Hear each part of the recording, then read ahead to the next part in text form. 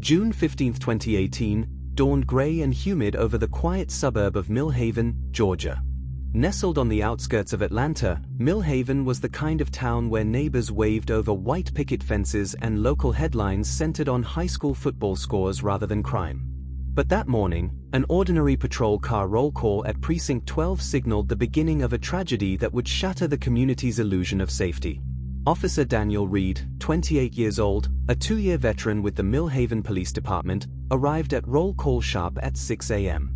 He was paired that day with rookie officer Tamika Brooks, a 23-year-old graduate of Georgia State with hopes of making a difference in her community. Reed, tall and broad-shouldered, bore the confident swagger of someone used to walking the thin blue line. Brooks, slight of frame and earnest, carried a worn notebook crammed with scribbled reminders from her field training. Meanwhile, elsewhere in town, 2 young black men were beginning their day. Jamal Turner, age 23, packed his lunch for a shift at the local auto body shop. His cousin, Michael Davis, 19, was en route to his first day on the register at a newly opened convenience store on Maple Avenue. Both men grew up in Millhaven's West End, where community resources were scant but neighbors looked out for one another.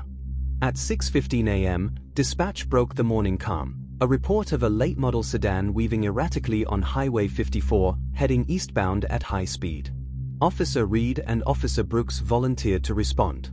As you hear how this routine call spiraled into tragedy, hit like if you believe policing in our cities needs accountability, and consider subscribing to stay informed on cases like this.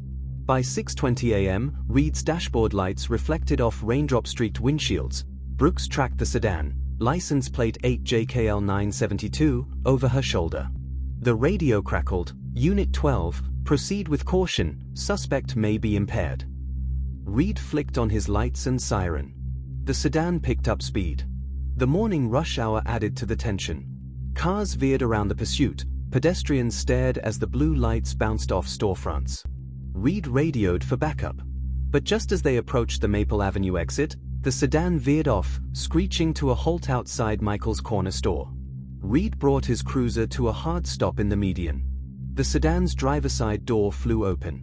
Reed and Brooks leapt out, guns drawn, flashing their badges. Reed's body camera recorded the moment, 2 young black men stepping into the yellow-green glow of the convenience store signage. One held a cell phone, the other checked the road behind them. Both were unarmed, an undeniable fact captured on tape. Reed barked, "Hands where I can see them." His voice echoed over the hum of idling traffic. But the men froze, startled rather than confrontational.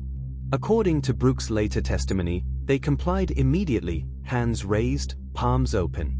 Jamal turned to Officer Brooks and said, "We're not 8JKL 972. You got the wrong car." His voice carried neither threat nor panic, just confusion. Before Reed could respond, a single shot rang out. Jamal crumpled.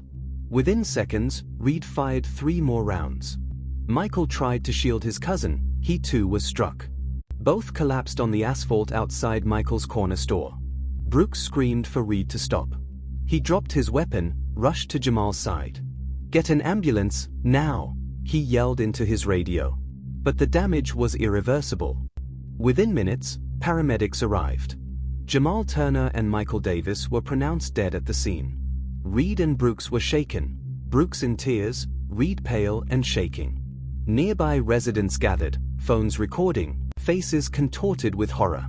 If this scene makes you question the split-second decisions officers make, tap like and share. Let others see how a morning changed forever in Millhaven.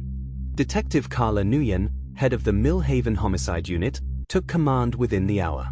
She cordoned off the site with yellow tape, ordered evidence techs to photograph every detail, the positions of bodies, the bullet casings, the skid marks, even the exact height of the convenience store awning. Reed's bodycam and Brooks' audio cam were seized. The sedan's occupants, 2 bystanders, were interviewed.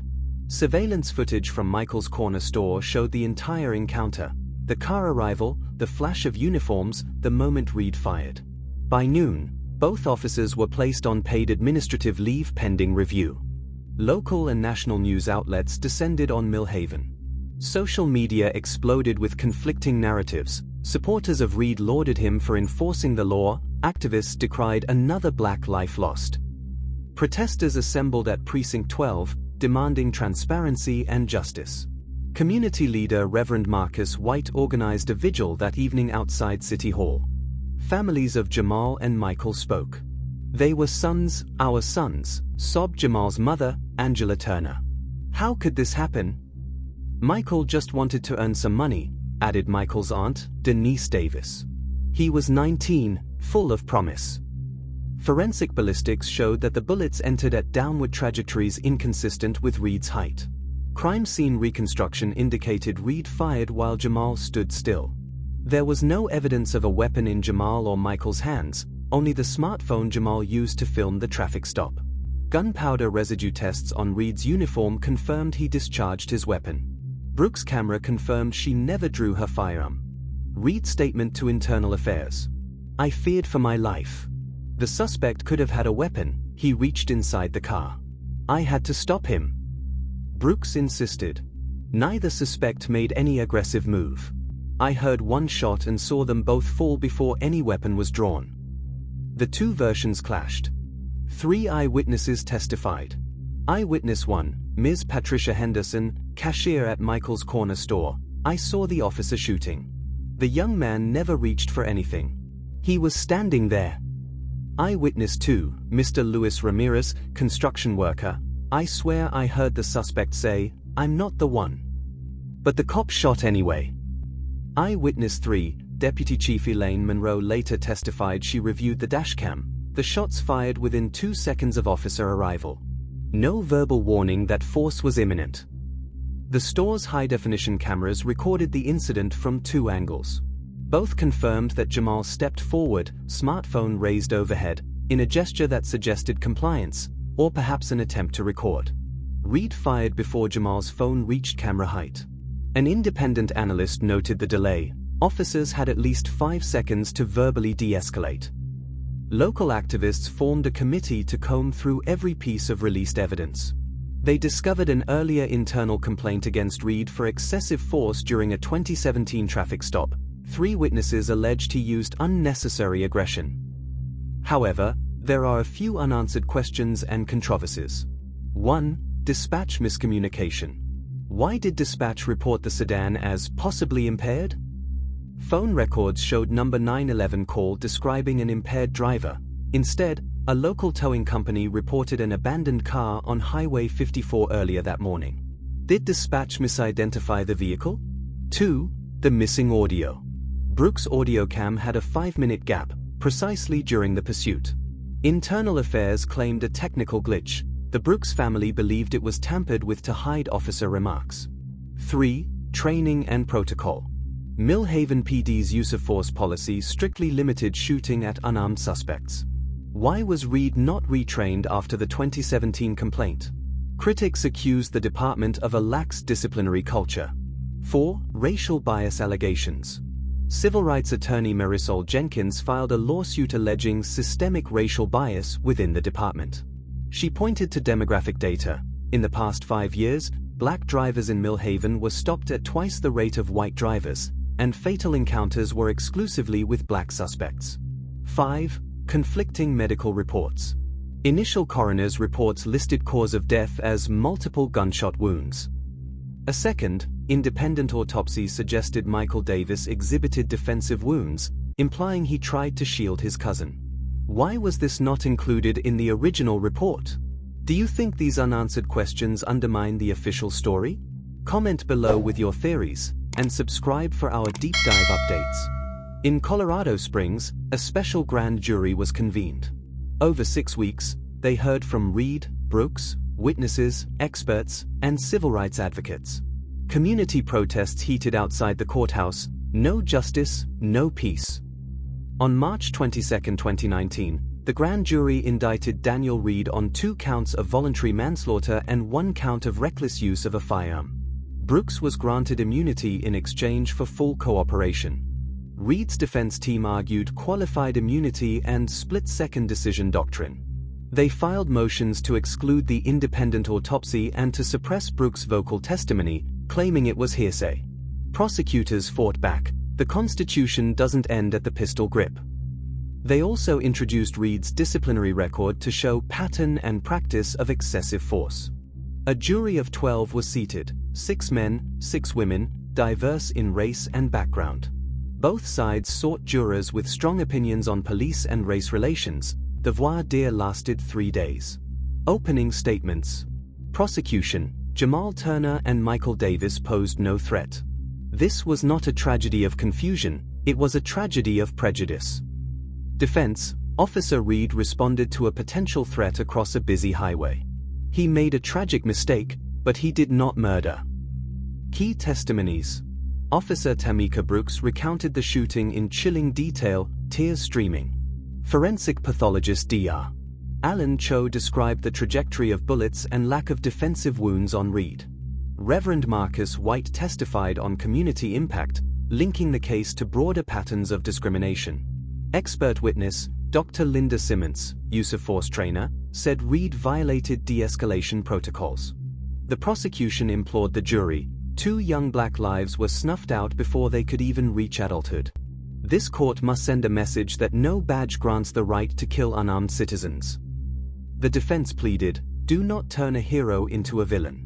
This was an unfortunate response to perceived danger.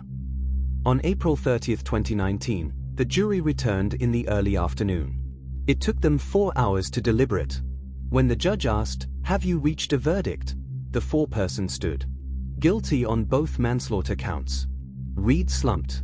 His attorney placed a consoling hand on his shoulder. Outside the courthouse, cheers erupted, sobs mingled with applause. Judge Marianne Carter sentenced Reed to 15 years in prison, with eligibility for parole after 10. He also lost his pension and was barred from law enforcement employment for life. Jamal Turner and Michael Davis were honored by civil rights groups, scholarships established in their names, community centers dedicated to their memories. Within months, Millhaven PD implemented mandatory bodycam usage, retraining on de-escalation, and an early intervention system flagging officers with multiple complaints. The state legislature passed the Turner-Davis Act, tightening use of force criteria statewide. Yet for the families, the wounds remained raw.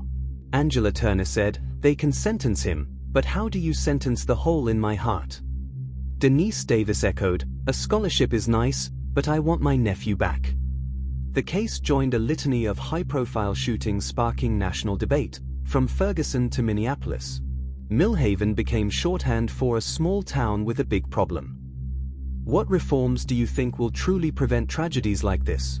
Drop your thoughts below, and if you haven't already, consider subscribing for more in-depth coverage of policing policies across America.